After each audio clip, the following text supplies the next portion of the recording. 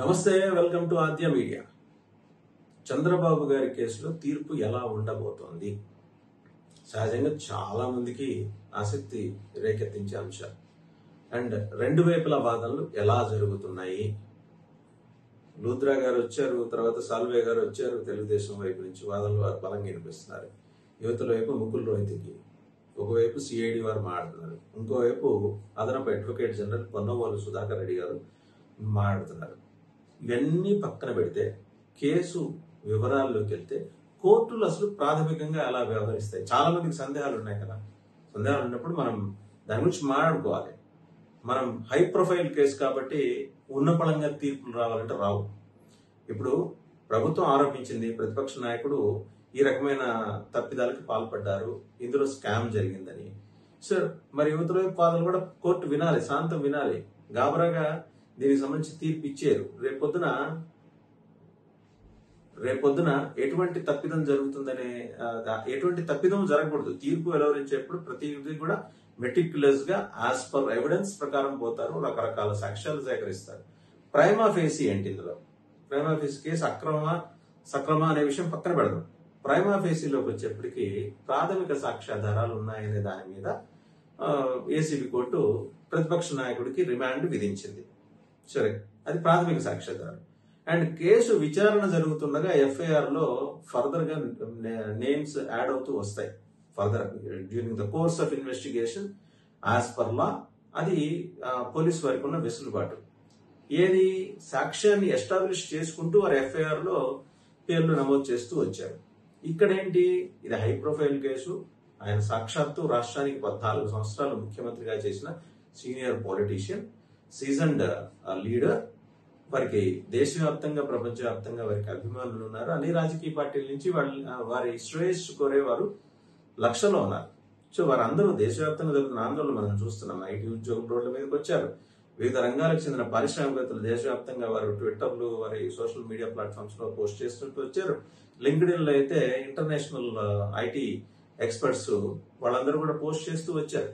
ఇన్ని జరుగుతూ ఉన్నాయి. అక్కడ జరుగుతున్నప్పుడు ఇవన్నీ ఏంటంటే కోర్టును ప్రభావితం చేయవు. వారికి పెరుగుతున్న సాలిడారిటీగా మనం దీన్ని చూడాలి. కోర్టు అచ్చంగా సాక్ష్యాల మీద పోద్దండి. సరే, న్యాయమూర్తి ముందు అందరూ సమానమే, అంటే కోర్టు ముందు అందరూ సమానమే. ఇప్పుడు చంద్రబాబు గారు ఏమన్నారు? వారి వాదనలు వారు వినిపించుకుంటారు. It is right. అందుకని కోర్టు వారికి అనుమతించింది. వారి వాదనలు వారు వినిపించుకునే అవకాశం కల్పించింది. కోర్టు ఇప్పుడు ఏదో వాళ్ళు ప్రభుత్వం కాబట్టి ఈ కేసు పెట్టింది కాబట్టి ప్రభుత్వం ఈ చెప్పే వాదనలని కరెక్ట్ అని ఎప్పుడు భావించదు. రివ్యూ చేసుకుంటుంది. సాక్ష్యాలు ప్రతి ఒక్కటి సేకరిస్తుంది. సేకరించిన తర్వాత ప్రతి ఒక్క దాని మీద సడన్గా ఉందా లేదా అని క్రాస్ చెక్ చేసుకుంటుంది. చేసుకున్న తర్వాత చట్టంలో ఉన్న ప్రావిజన్స్ ప్రకారం ఏం చేయాలో అది చేస్తుంది. ఇక్కడ ఏమైంది? సీమెన్స్ వ్యవహారంలో పరస్పర విరుద్ధ వాదనలు వినిపిస్తున్నాయి కాబట్టి రెండు వైపుల నుంచి కూడా కోర్టు అన్ని అంశాలని పరిగణలోకి తీసుకుంటుంది. తెలుగుదేశం పార్టీ చీఫ్ వారి తరఫున వాదిస్తున్న లాయర్లందరూ కూడా సీమెన్స్ విషయంలో ఏం జరిగింది అనేది వాళ్ళు చెప్పుకుంటా వస్తారు. మిగిలిన రాష్ట్రాల్లో ఇది ఎలా అమలవుతుంది, ఇక్కడ అమలయ్యే విషయంలో ఎందుకు ఈ క్లమ్జీ అట్మాస్ఫియర్ నెలకొంది అనేది సమగ్రంగా వివరిస్తారు.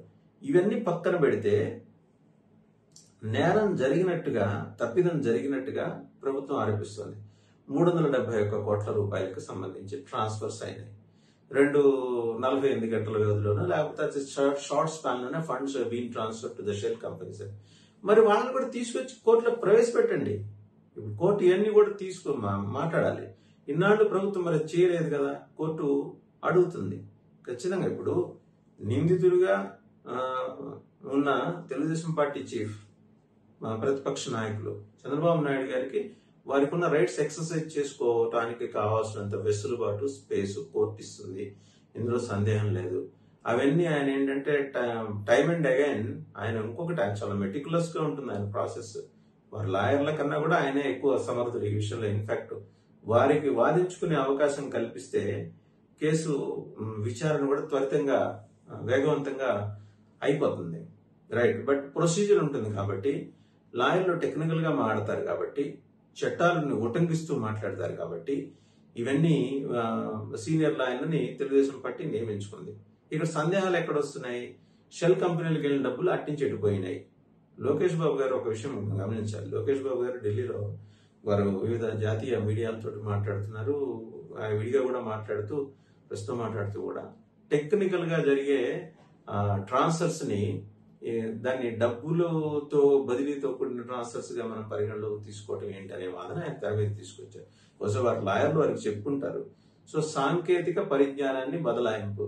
రెండోది ఇంకో విషయం, 2.5 లక్షల మంది ఇప్పటిదాకా ట్రైనింగ్ తీసుకున్నారండి ఈ విషయంలో.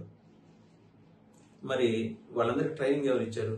సిమెన్స్ ఇవ్వలేదా? సిమెన్స్ ద్వారా ఏర్పడిన 6 శిక్షణా కేంద్రాలు ఇవ్వలేదా? మరి ఇవన్నీ ఎలా నడిచినాయి? స్కామ్ జరిగిన డబ్బులతో నడిచినాయా? ఇప్పుడు ఇది తెలుగుదేశం లేవనైతే వాదన. ఒకవేళ అవి స్కామ్ చేయడం ద్వారా వచ్చిన డబ్బులే అయితే అవి బయటకు వెళ్ళిపోవాలి కదా. మరి ఈ స్కిల్ సెంటర్ల మీద, స్కిల్ డెవలప్మెంట్ సెంటర్స్ మీద, 6 సెంటర్స్ మీద ఎలా ఖర్చు పెట్టారు? So these are all the questions. వీటికి సమాధానం చెప్పాలి కదా. ఇప్పుడు ఆ 2.5 లక్షల మంది వృత్తి నిపుణులు అందాం. వాళ్ళు సొంతంగా వ్యాపారాలు చేసుకుంటున్నారా, లేకపోతే ఎక్కడైనా ఎంగేజ్ అయ్యారా, వేరే బిజినెస్ ఫర్మ్స్ లో వర్క్ చేస్తున్నారా? ఇవన్నీ పరిగణలోకి తీసుకుంటుంది కోర్టు. సో అంచేత ప్రభుత్వం ఏమి హఠాత్తుగా ఇలాగా భుజాలు చరుచుకోనక్కర్లా. మా దగ్గర ఏదో ఎవిడెన్స్ ఉంది, మేము ప్రవేశపెట్టాము.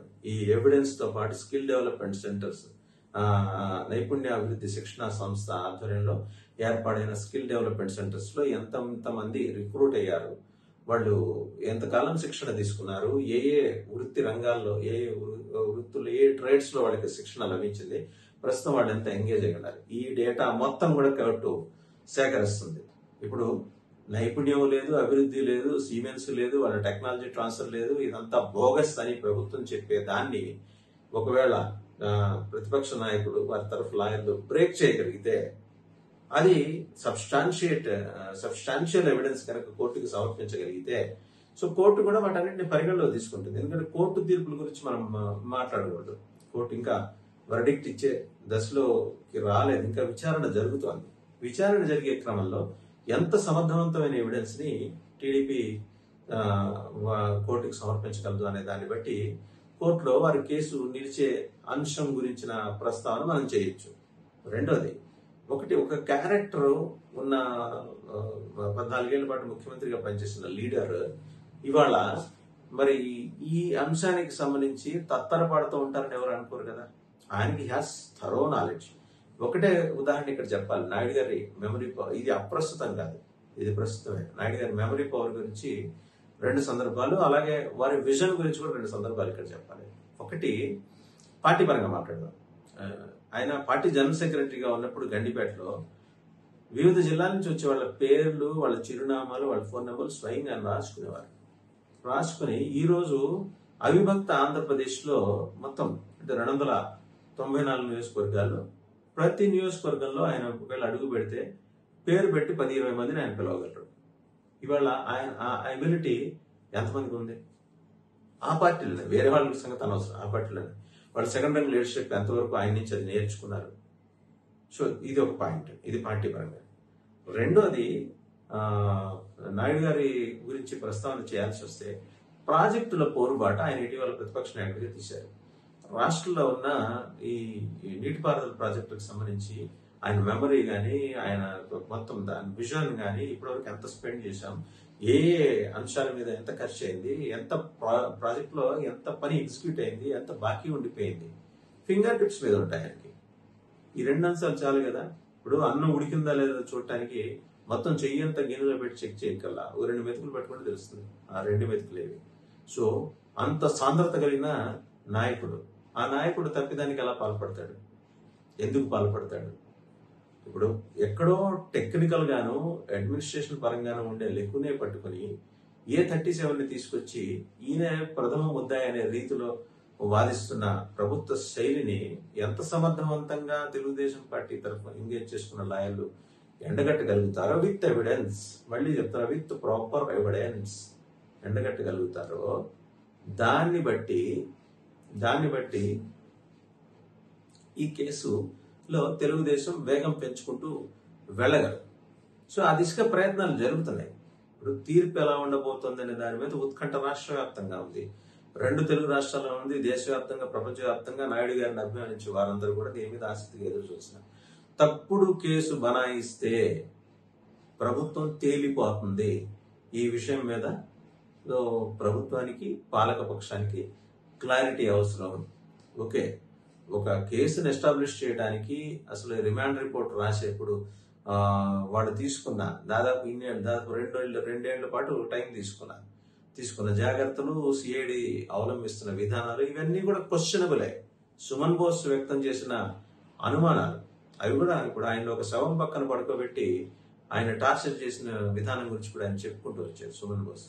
ఇవన్నీ కోర్టు పరిగణలో తీసుకుంటుంది. అందువల్ల తూకం వేసి ఎటువైపు ప్రాపర్ ఎవిడెన్స్ ఉంది, ఎటువైపు జనైన్ గా వాదనలు ఉన్నాయి,